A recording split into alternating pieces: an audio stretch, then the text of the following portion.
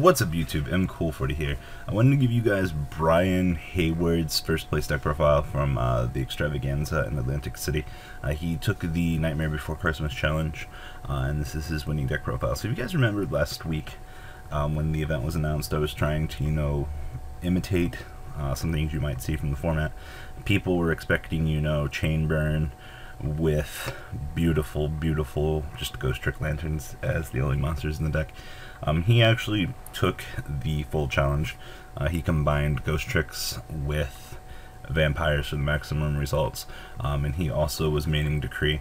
What better way to make sure that you can shut off your opponent's plays than to ensure that you have a very good setup. Also, looking at this, you have to remember the only monsters that you could play in the main deck were ghost tricks or vampires so you could only combo up with those.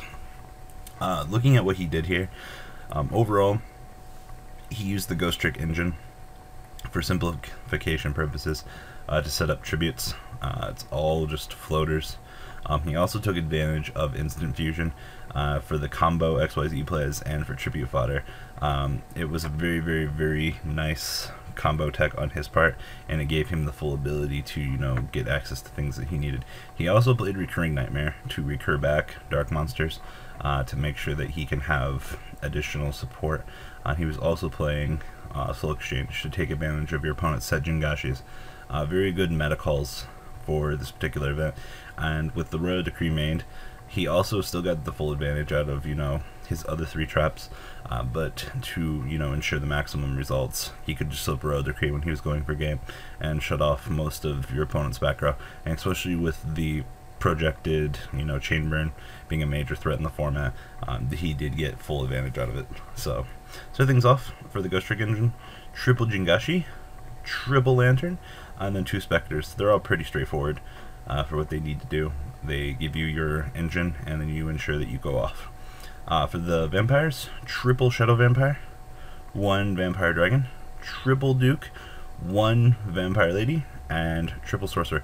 As you can see, he is not playing vampire baby. It might be a Yugioh guardian, but nonetheless, you don't need it. As for spells, allure, book of life, book of moon, dark hole, foolish burial, instant fusion, mind control, two mystical space typhoon, triple duality, one recurring nightmare, one soul exchange, and two vampire kingdoms. Basically, you just make all of your zombies super big beat sticks. As for traps, deck dev, triple Royal Decree, one solemn warning, and one vampire takeover. Now for the extra deck, your extra deck didn't have to only contain ghost tricks and vampires, thankfully. So Camion Wizard and Reaper on the Nightmare. Reaper on the Nightmare with Book of Life, I'm sure caused him some beautiful loops. As for the XYZs, Adreus, Crimson Vampire Bram, really good for this particular matchup. Diamond Dyer, Cowboy, two Gaia Dragon, one Alucard, Black Ship, Shark Fortress, Slacker Magician, Temtem Tempo, and then Zen Mains.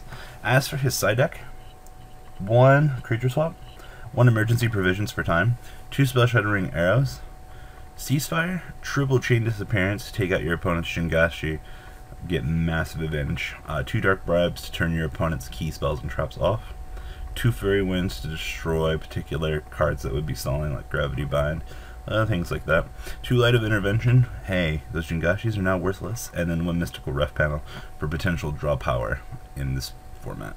So overall, congrats to Bryan Hayward. You deserved it, my good sir. Very interested to see what your overall tech choices were for this event, and it looks like everything worked out for you guys. So leave a comment down below, guys. Tell me what you think about this deck, and I'm out.